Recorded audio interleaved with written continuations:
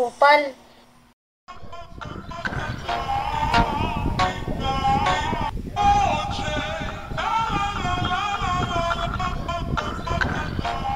Mga congressman na mahilig sa kickback, mga kontraktor na substandard ng materyales, mga tao sa DPWH na mukhang pera. Nasaan ang puso nyo? Saan ang konsensya?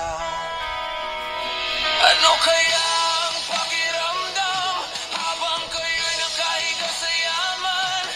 Kami nagsisiksikan, kami nilulunod sa baha ng inyong kasalanan.